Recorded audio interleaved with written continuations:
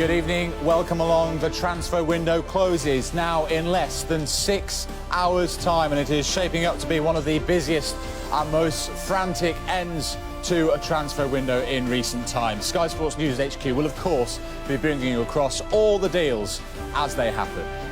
That's right, and of course we're going to be right across social media this evening, monitoring all the latest rumours on Twitter. They'll be chased up by our investigating desk right here, and you may be watching us live on Facebook. If you are, then welcome.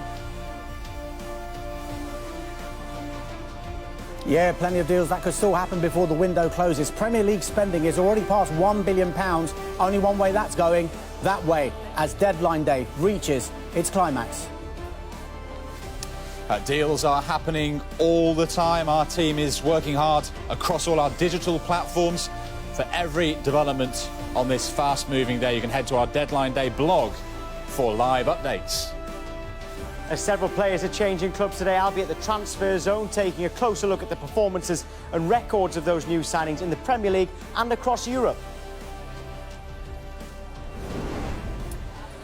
OK, let's start, though, with the latest on Jack Wilshere. What is going on there? Who could become one of the most unexpected deals, of course, of the transfer window? It's taken us all by surprise, hasn't it? Plenty of interest, of course, in him. We've been talking about it all day. And there have been also some developments in just the last few minutes. Andy Burton's at the Emirates for us. Andy, what is the latest on Wilshere? Hi Kirsty, a very good evening to you. Well, the latest information we have on Jack Wilshere is that he is currently travelling to the south coast, where he will be arriving, I would imagine, at some point in this hour at the Vitality, where he will conclude the talks and put pen to paper on a season-long loan deal, we understand, after being convinced for the footballing reasons that Bournemouth is the right place for him to go on this season-long loan, as he looks to try and rebuild his career, if you like, really, having been told that he's some way down the pecking order here at Arsenal, and of course being left out of Sam Allardyce's latest England squad. It's been a seesaw kind of day in terms of reporting this story. If you look at the prices in the betting market, some big bookmakers had Crystal Palace as the favourites this morning. Then Bournemouth became the favourites. Then at one point Roma were too. They pushed very hard to try and get him today. They already have Wilshere's good friend Wojciech Szczesny on loan there. Thomas Vermaelen, former Arsenal man, playing there too. But their midfield is congested within their squad, 6 central midfielders. So in terms of where Jack fitted into that side, it seemed hard to identify a path, much like here at Arsenal. So then you start to wonder, well, what's the point in going there? Crystal Palace were trying too, but they were told mid-afternoon that they were out of the running, and now it does appear that he's going to go down and join Eddie Howe in Bournemouth. We talk about Wojciech Szczesny, his good friend, being out on loan at Roma. Well, he's got a good friend at Bournemouth too, and I just wonder what role Benik Afobe might have played in convincing Jack Wilshere to go down to Bournemouth today and join them. Afobe's there already, of course, and he's the godfather to Wilshere's child. Now, my Sky Sports News HQ colleague Mark McAdam had a brief word across the Bournemouth club car park today. This is how that exchange between those two went about Wilshere. Right. What's the news? I can't say that. You look too happy for him to be not coming to Bournemouth. It's possible. It's possible. Yeah, it's possible. That's what Afobe told Mark McAdam earlier. It's possible, with the smile on his face, and who knows, perhaps he knew something then that we didn't. But the footballing reasons, as we say, seem to be the thing that has got this over the line for Bournemouth. They have one of the brightest, best young managers in the country right now in Eddie Howe. They like to play passing football, slick, attractive football. And where else do they like to play that? Here, of course, at the Emirates. So in terms of Jack coming out of this environment, which is really all he's ever known, and going somewhere that can give him the best platform to showcase to Arsene Wenger what he can do, then it looks to be a really good fit down at Bournemouth in terms of that. One other thing to consider, he's got 2 years left on his contract, but when he goes back from this season-long loan, he'll only have one. And who knows, if Jack Wilshere was to put up 30, 35 games for Bournemouth and be able to stay injury-free next season, who knows then what his future will have in store, either here or from some other top 6 clubs perhaps in the Premier League who might want to pick him up if this season goes well for him on the south coast. That's right, interesting stuff indeed. Andy, thanks very much for now. Two bits of breaking transfer news for you. The first you'll have spotted at the bottom of your screen. Manchester City confirming that Eloquim Mangala has left to join Valencia on a season-long loan. The man they paid £32 million for just 2 years ago leaves for Spain on loan. The other breaking news just reaching us is that Moussa Sissoko, a man linked this summer with Real Madrid, in the last 24 hours or so, Tottenham looked favourites to sign him, but it is our understanding that his most likely destination after leaving Newcastle is going to be Everton.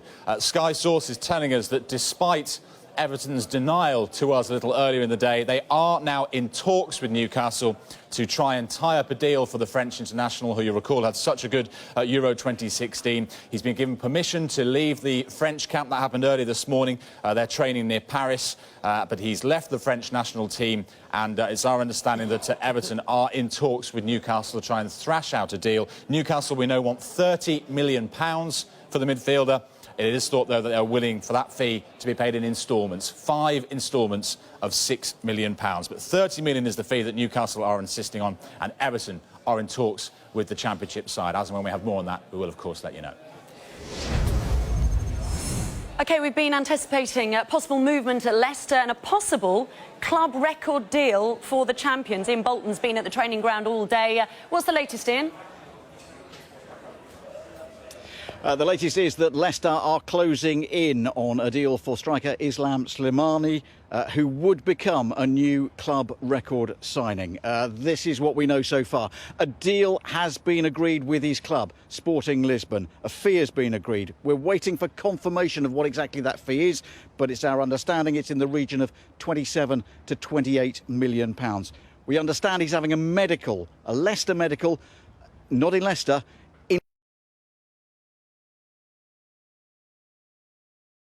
team training camp in Algeria. We're waiting to hear how that medical is going. I'm also led to believe that personal terms are not going to be an issue. So that deal seems to be progressing, and Leicester are reasonably confident that by the end of this evening he will be joining the Premier League champions. Ian, thank you. I've joined Dharmesh Sheth, as you'll spot here at our investigating desk, investigating where he is and has been all day. Dharmesh, we're going to talk Chelsea now. Chelsea fans want to know, David Luiz, is he really coming back? Is this a goer? This could be one of the most sensational and unexpected moves of this transfer window, Julian, and we are told he will have a medical tonight, and that's expected to get underway in about 49 minutes from now. We're told it's going to start at about 6 o'clock. Now, you remember we were running pictures earlier of a helicopter at Cobham, Chelsea's training ground. It probably wasn't David Luiz, it turns out, because he's actually, we understand, having his medical in London and not at Chelsea's training base in Cobham. Bit of background on this move for David Luiz. Talks have been ongoing between Chelsea and Paris Saint-Germain over the past 48 hours. It's understood that Luiz wants to return to Stamford Bridge because he feels he has unfinished business at Chelsea. We told you yesterday Chelsea had made a bid upwards of £30 million for a player that they bought, well, they sold to Paris Saint-Germain 2 years ago for £50 million. It'll be very interesting to find out, if we do find out, that is, what the actual fee will be, because Paris Saint-Germain do not want it made public that they've made a £20 million loss on David Luiz, if indeed the fee is going to be agreed at £30 million. But it looks more and more likely David Luiz is making that sensational return to Chelsea. Wow, confirmation of that as and when we have it, but in the last few minutes Chelsea have confirmed one deal at least. Well, Chelsea haven't as yet, but Fiorentina have said that Marcos Alonso has joined Chelsea.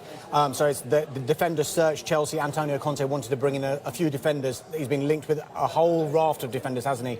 Napoli's Kalidou Koulibaly and Maximovic from Torino. Looks likely that he's settling on David Luiz, a former player, and Marcos Alonso. You remember that he had a loan spell for 6 months back in 2014 with Sunderland. Back in the Premier League now, and what a move for him to Chelsea. And just a word about possible outgoings at Chelsea. Cesc Fabregas hasn't had the best start to the season. Could he be leaving tonight? Well, we understand that AC Milan did express an interest in Cesc Fabregas. It was met with a firm no. He's not going anywhere. He's staying at Chelsea. Only made substitute appearances so far for Chelsea this season, but he obviously is part of Antonio Conte's plans. But one man who doesn't appear to be part of his plans, which we thought at the beginning of the summer he would be, was Juan Cuadrado. And we understand that that deal has now gone through. He's returning on loan to Juventus. It's a loan with an option to buy. It's a £4 million loan fee and a £17 million option. You remember that Chelsea bought Cuadrado from Fiorentina 18 months ago for £26 million, but he spent last season on loan at Juventus. They like him there, don't they? He's going back. Dharmesh, get back to your phone. Thank you very much indeed. Will do. So Stoke have signed Bruno Martins Indy on loan from Porto with a view to making the deal a permanent one. He spoke to us in the last half hour. Everything is done. Everything is done. You're here for a year? Here for a year. How do you feel about that? Very good, very good. Thank you. What's impressed you about Stoke? Anything to do with their manager? A lot, a lot. Yeah, good. Yeah, so what are your plans now? Just put your feet... to put your feet up now. It's his son, the son of a manager. Oh, right, okay. What persuaded you to come? What persuaded you to come to Stoke? What was it about Stoke, you think? These people here, the small children, yeah. Give opportunities. OK, more outgoings from City today. Wilfried Bony has gone to Stoke on a year-long loan. He's already taken part in a training match as well, as you can see here. Bony joined City from Swansea for £28 million 18 months ago. Very good. It's a good club. They got good players. So I'm happy to join the team. And then you see then I already start training. So I'm excited to see the team, all team complete next week and start properly. When did you find out firstly about this move? You were here early and, like I say, 20 minutes from signing, you're on the field. Yeah, but I think I spoke a lot with my agent. So we were trying to close it today. And 1 week ago we start with, I think he told me about that, and I think it was the best choice for me. What does this mean for you as a player? Is it about getting game time and scoring goals and not just showing Man City, but showing football that you're there to score goals? Yes, of course, and the more important is to enjoy football. So I need to play and enjoy life. So that's why I'm coming here. And what do it mean? What are you going to show these supporters here? And in your debut, what are you going to show them?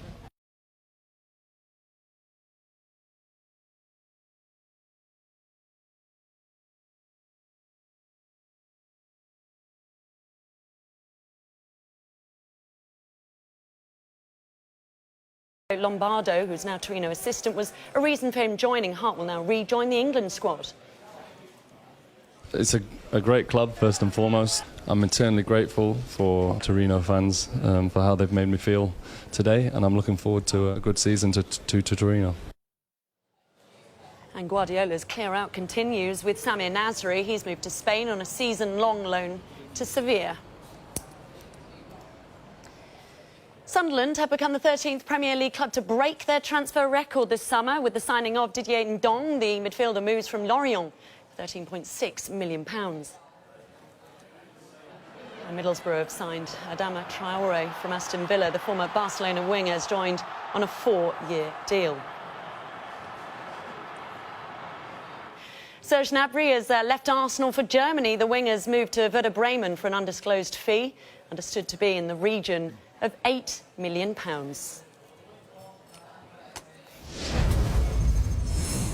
Right, let's bring you the news from Burnley today. They've signed Jeff Hendrick from Derby. Peter Stevenson, as you can see, is standing by at Turf Moor to tell us a bit more about this deal. Peter.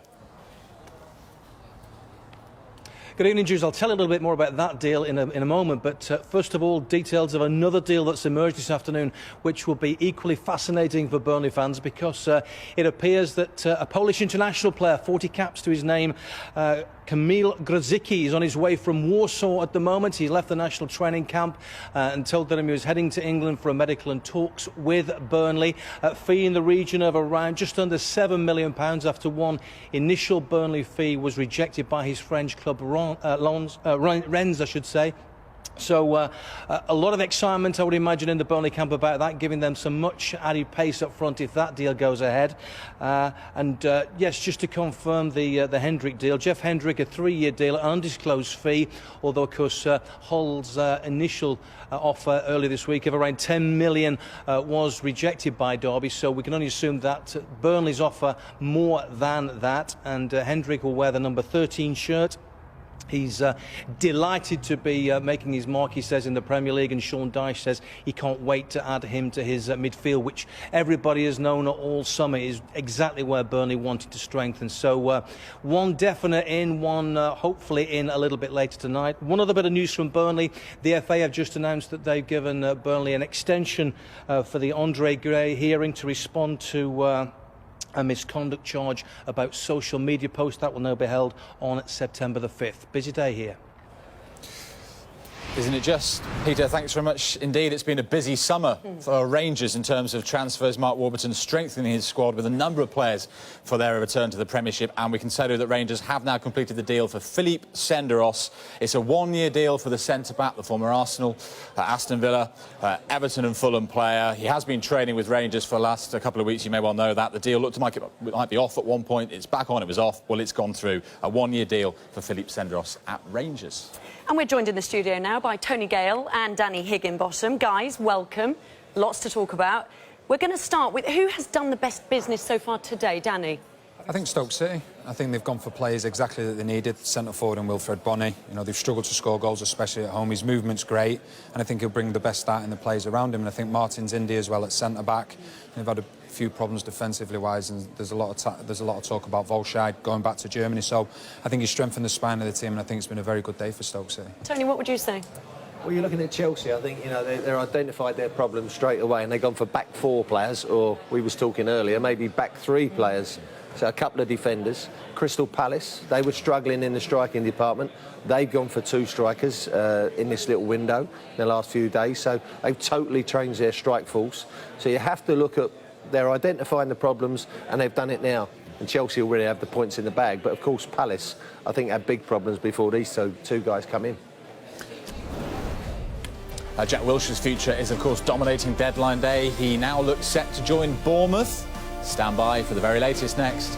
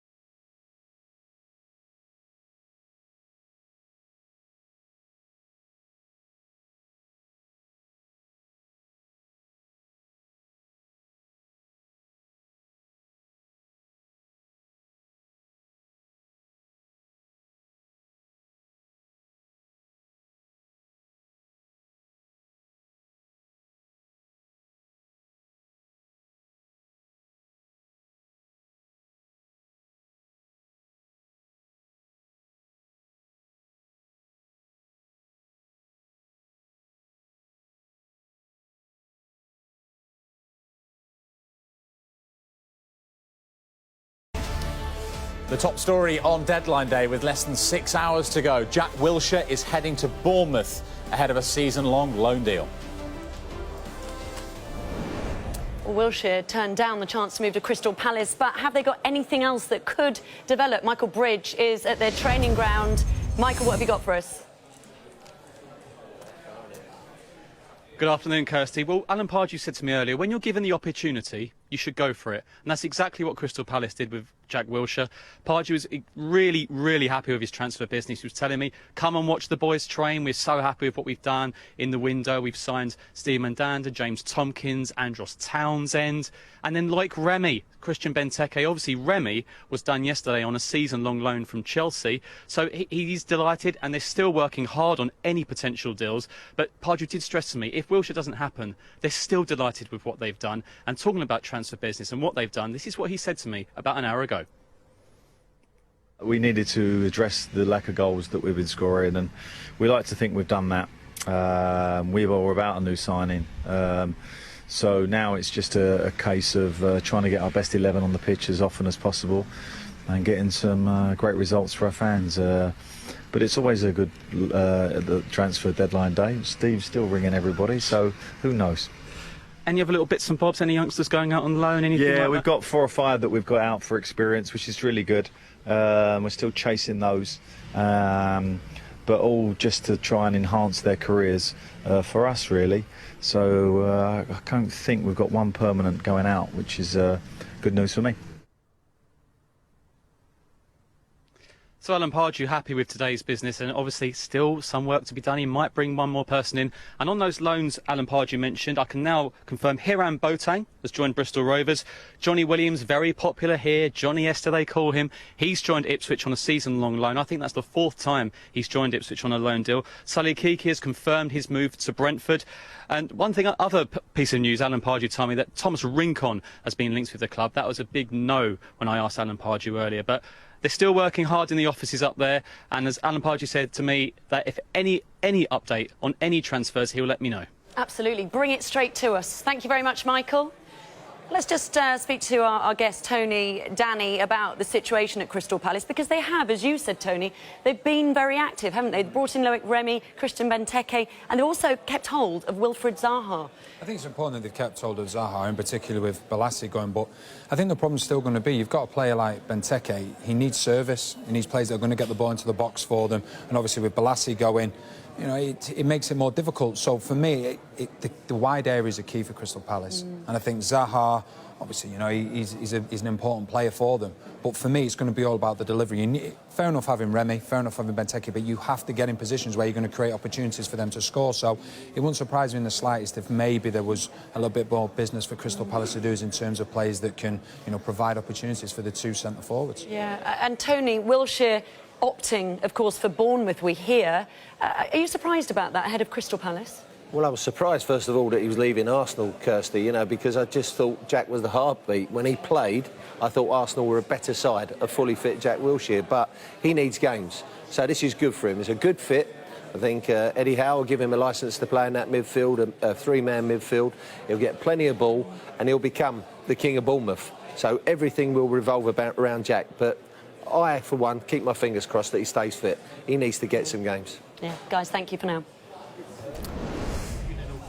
So less than 6 hours to go on deadline day, and as you've been hearing from the guys there, Jack Wilshere is understandably one of the big talking points on this deadline day. Is he off to Bournemouth? What happened with Crystal Palace? Now, interestingly, I've come here to the Skypad to show you what people are asking on Google. This is Google Trends. So what are the questions that football fans are asking about Jack Wilshere? He is one of the names out there on the internet today. Top UK questions on Jack Wilshere in the last hour. Number 1, where is Jack Wilshere going? We believe it to be Bournemouth.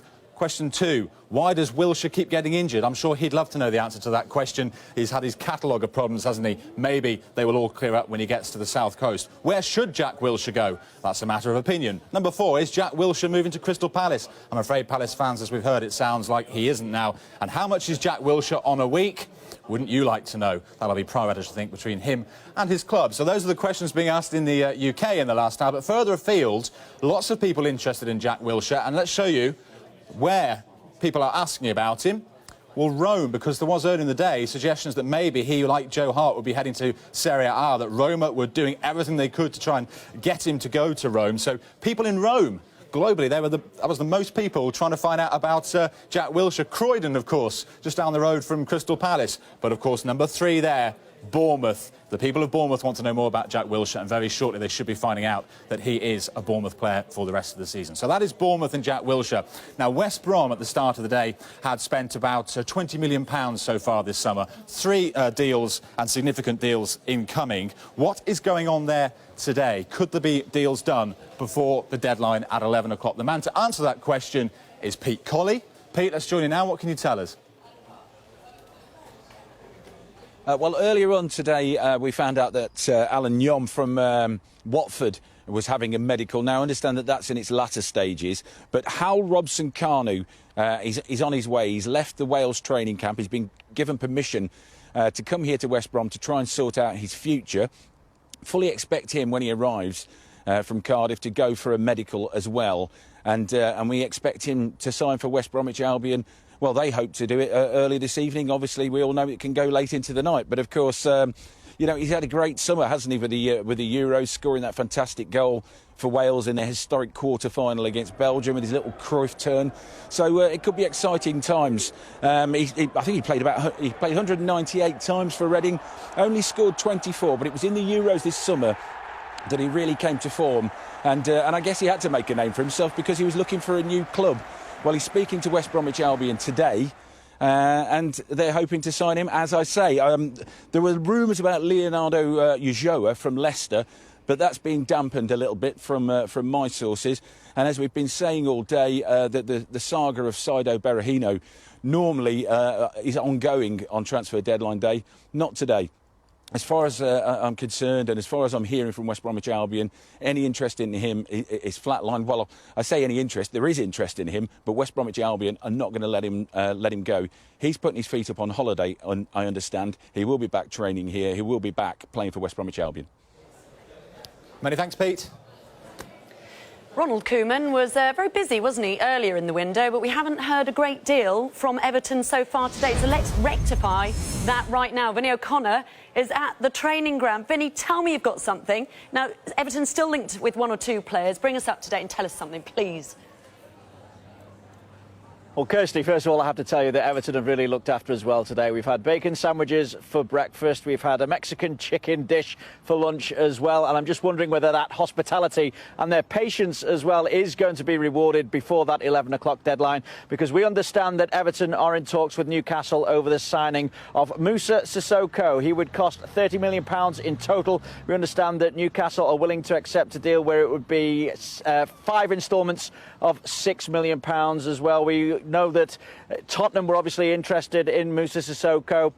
But with that deal having broken down, it now seems that Everton are in pole position to really move in and take advantage of that situation. We had been led to believe earlier in the day that Everton were not interested in Sissoko, but that seems to have changed as Everton look to bolster their ranks. So potential for that deal to be done before 11 o'clock this evening. They had been, as you say as well, Kirsty, linked with a number of players across Europe as well. In particular, of course, Manolo Gabbiadini of Napoli. Now, further talks have been ongoing between Everton and Napoli since Friday. As it's progressed, it's become a situation where Napoli have been looking to get in a replacement before sanctioning that move for Manolo Gabbiadini to Everton. So there's some way to go if that is to be forced through before 11 o'clock. Also, Yassine Brahimi as well, another player that Everton are interested in. Again, that seems to be, at this moment in time, a deal that is some way off. The attacking midfielder from Porto as well, as Everton, as I say, interested but not able to so far broker a deal in that respect as well. One deal that is on the cards is Dominic Calvert-Lewin. It would be someone who would go into the development squad from Sheffield United, the 19-year-old forward, of course. That'd be worth around about £1.4 million. He is due here for a medical as well later on. So potential deals for Everton, potential outgoings as well in respect of Aidan McGeady, perhaps one that Everton will enable to or will allow to leave the club. Also, Oumar Niasse as well hasn't even got a squad number at Everton so far this season. So, as I say, potentially plenty of activity here, but as yet we're really waiting for something concrete. Vinny, fabulous, and we're glad you're being well looked after. Thank you very much. Well, Marcos Alonso has completed his move to Chelsea, but are they also set to re-sign David Luiz? Stay with us.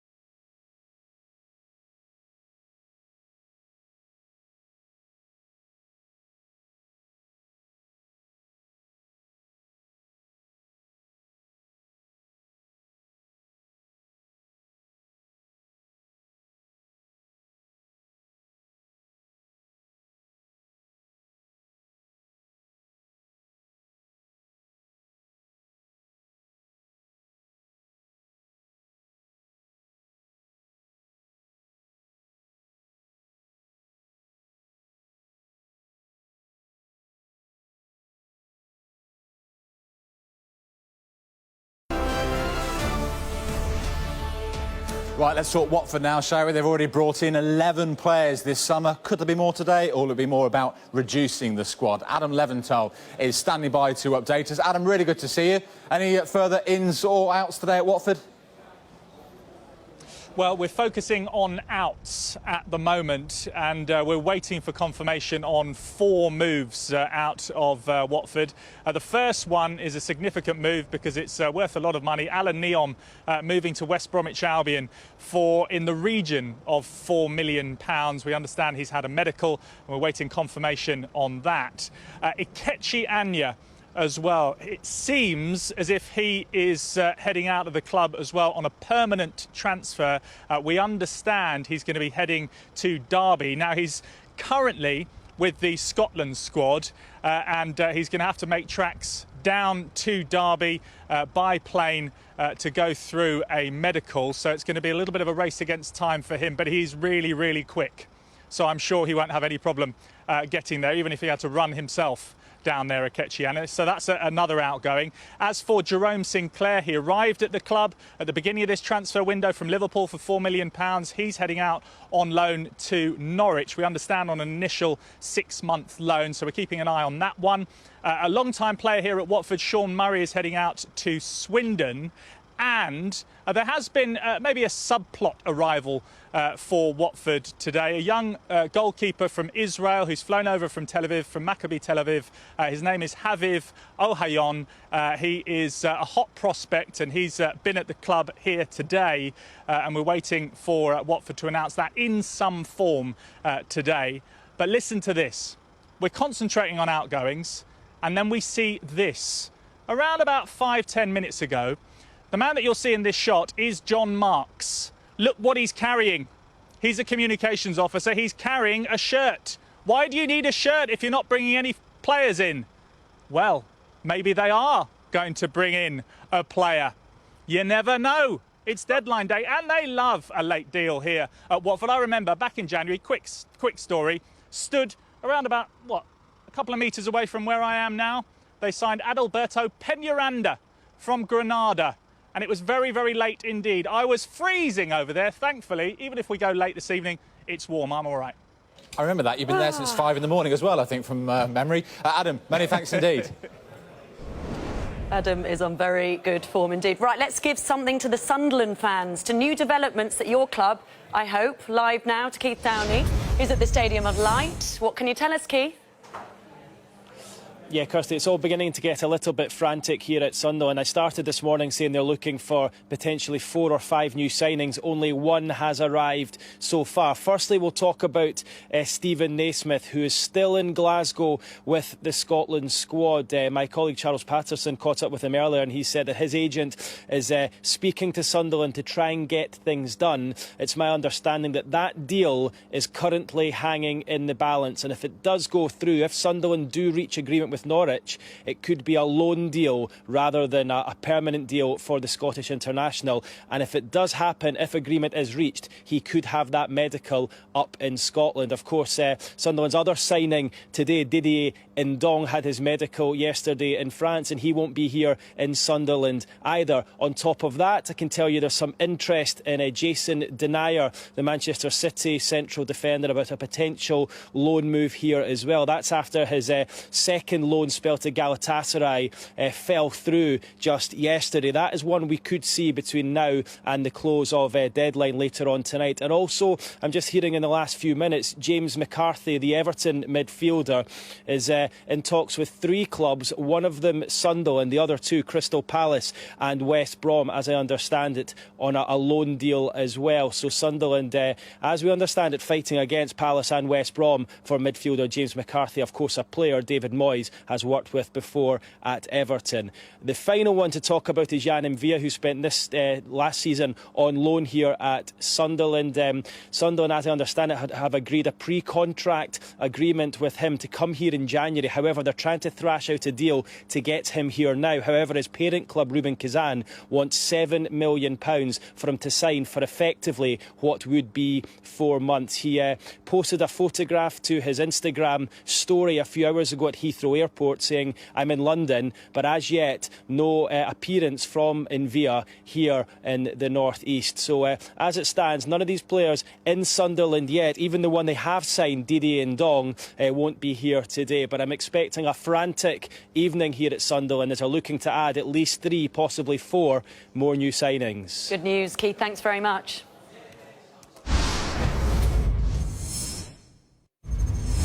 This is Transfer Zone. The data we use is used by some Premier League clubs. We'll stay in the North East. We're at Sunderland there with Keith Downey. Well, let's go to Middlesbrough. Adama Traore has moved from Aston Villa to Middlesbrough. Albert Adoma has moved from Middlesbrough to Aston Villa. But who's got the better deal? Well, this is what the stats are saying. If you're a winger, you need to be good at crossing, dribbling, passing. You need to be quick. If you get in the box, you need to be able to finish well. At the moment, crossing here, Albert Adoma is better. Dribbling is better for Traore. Finishing, Adoma. Passing better for Adoma. But Traore is very, very quick. However, let's have a look at this, though. Last season, let's remember this, put this into some context. Aston Villa were a struggling Premier League club Middlesbrough were flying in the Championship. This does not make good reading for the Middlesbrough fans. It looks like Aston Villa are getting the better deal out of this. Adoma played much more, started many more. 6 goals he's scored. That's in the Premier League for Traore, by the way. He did actually score in the League Cup. He actually set up a goal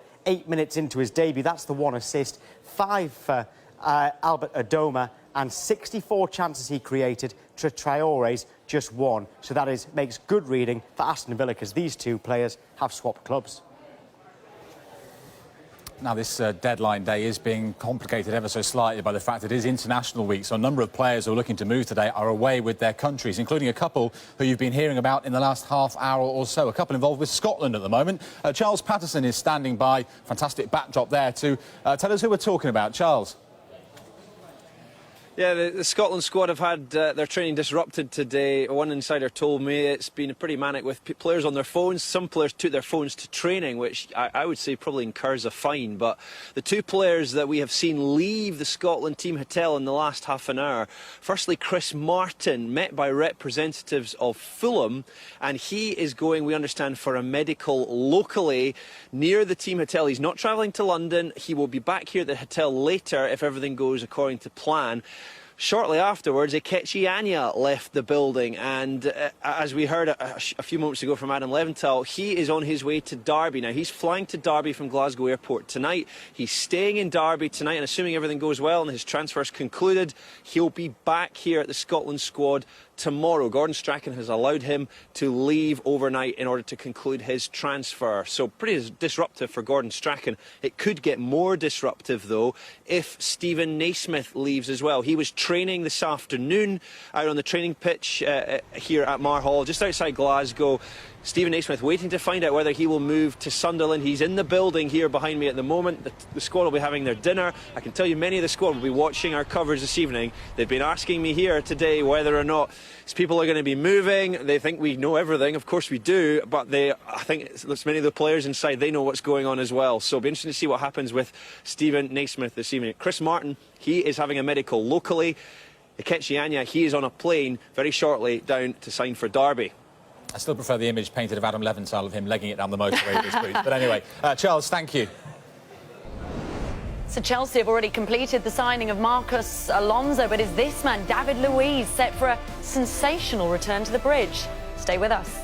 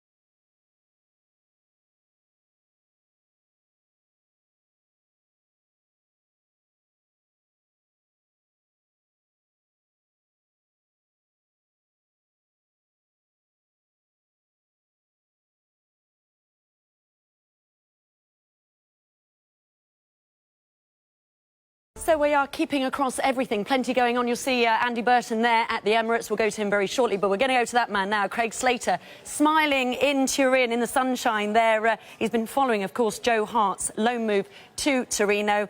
Let's cross to you right now, Craig. And Craig, Pep Guardiola didn't want Joe Hart at Manchester City. Tell us about the man who did then. Who wants him? Well, his name is Sinisa Mihajlovic. He's the new coach of Torino. He was appointed last May, and I've been mixing with the fans here at this training centre, and they tell me he is a coach with the heart of a supporter, and boy do these supporters have some spirit. Look, there's about 1,500 to 2,000 of them who've turned up here to watch training today. But just let's take a look at him in action, this Mihajlovic. He was a storied midfielder in quite a lengthy career in Serie A, having come from Yugoslavian football, the Yugoslav international. Interestingly, from the perspective of a goalkeeper, one of his strongest traits was being able to beat a goalkeeper in the situations they least wanted. He was a free kick specialist. In fact, he holds the record, along with Andrea Pirlo, of the most goals direct from a free kick in Serie A history, with 28. He also scored a hat-trick of free kicks on one occasion as well. So maybe he looks at goalkeeping from that kind of perspective. We think, as this Torino team and his footballing philosophy is a little bit more direct, that he's in sharp contrast to Pep Guardiola, who likes to build from the back. We're suggesting that's one of the reasons why Guardiola has decided to change that position at Manchester City. Curiously, on that far touchline is another individual who Joe Hart himself has explained to us helped smooth his path here. That is Attilio Lombardo. Like Mihajlovic, he spent time as an assistant to Roberto Mancini in Lombardo's case at Manchester City, and worked directly with Joe Hart. So there you have a personal tie-up, and someone who Joe Hart will know as he comes to begin to play his football here today. Some other transfers going on in this city at the moment. Juan Cuadrado, as we've been reporting on Sky Sports News, looks like he's going to confirm his loan switch for another year from Chelsea, extending his stay at Juventus to the end of the €20 million fee at the end of this year to take Cuadrado on full-time. We're still waiting to see if Jose Simonovic does make that move from Celtic to Torino. That is a key one, and Joe Hart will be paying attention to that to see who might be defending in that back four just in front of him. As we've been reporting this evening, we believe Celtic want a permanent transfer there, but Torino are more interested in a loan deal. Lovely scenes in Turin there. Thanks very much, Craig. Right, let's get the latest now on what's happening in the EFL. Plenty is the answer. Mark Benstead is at their HQ in Preston. We can join him now for more. Hello there, Mark. Yeah, evening, Jules. Welcome to the EFL HQ. A busy scene behind me as the team here work hard to process deals from clubs up and down the country before the window shuts this evening. You notice over my shoulder, just over my right-hand shoulder, there's a radio control clock, though. When it hits 11, deals need to be done. No changes here. In the Premier League, you have deal sheets in place. Sometimes deals can be done beyond the cut-off point. Doesn't happen here. No ifs, no buts. If it's not in by 11, it won't go through. In terms of some of the day's big deals, well, the big business so far has been done by Wolverhampton Wanderers. Ivan Cavaliero has joined the club for a club record fee. We're not sure of the exact figure, around about £7 million, though. He signed a long-term deal, a 5-year deal with the Midlands club, and he arrives having come through the youth system at Benfica, but joins from Monaco. Obviously, under Walter Zenga, Wolves now sit 8th in the Championship at the moment. They believe his attacking play, his goals, can fire them up the table and possibly into those promotion spots. In terms of elsewhere in the division, Albert Adoma, as you've touched upon earlier in the show, he's moved from Middlesbrough to Villa. Adama Traore going in the opposite direction. Some of the deals going through in the last little while. Pavel Vyšelek has signed for QPR from Hellas Veronas on a season-long loan deal. And Charlie Mulgrew, in the last 25 minutes to 30 minutes, has signed a 3-year contract for Blackburn Rovers. He was a free agent after his contract with Celtic expired. But plenty of business still to be done here in the Football League. We're expecting a lot of knock-on business to happen once the Premier League sides have got their squads in order, their houses in order. We'll see a lot of players moving to teams up and down the Football League. A lot of loan deals we expect to get done between now and 11. When they do happen, we'll keep you posted. Good stuff, Mark. Thank you very much. Right to other news, Wolves have re-signed defender Richard Stearman on a season-long loan from Fulham. Stearman made more than 200 appearances for Wolves before moving to Fulham on deadline day last summer. We understand Sheffield Wednesday have had a bid of around £5 million for winger Adam Reach, accepted by Middlesbrough. Reach hasn't played for Borough this season. The 23-year-old spent most of last season on loan at Preston.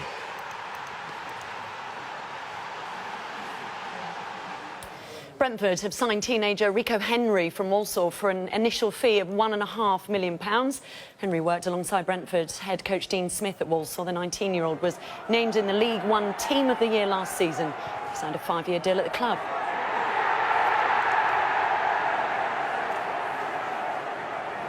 And the Scotland defender Charlie Mulgrew has joined Blackburn on a 3-year deal. Mulgrew was a free agent after leaving Celtic in the summer, and he's Blackburn's 11th signing of the summer.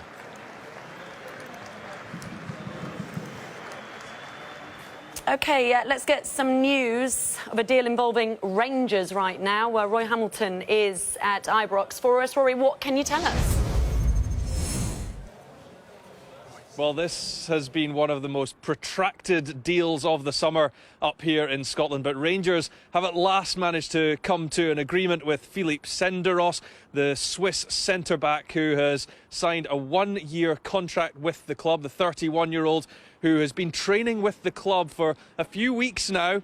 And they were going back and forward, trying to come to an agreement, and they eventually have. So it's a 1-year deal for the man who comes with plenty of experience, well known, of course, for his time at Arsenal and Fulham, amongst others in England. Most recently, Aston Villa, where he departed in January before then playing for Grasshoppers back in his homeland of Switzerland for 6 months. He was then released by them, unattached over the summer. But he comes with so much experience at international level. He's played over 50 times for Switzerland. He's played at World Cups, at European Championships. So that boosts Rangers' reinforcements in the defensive side of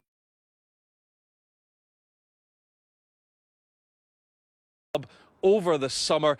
I suspect that will be the last. We don't expect too much more business to be done here at Ibrox for the rest of the day, but Philippe Senderos is here. He has signed a 1-year deal, and he could make his debut in Rangers' next competitive game, which is on the 10th of September against Celtic. That could be very interesting indeed, and it's live on Sky Sports. Rory, thank you very much.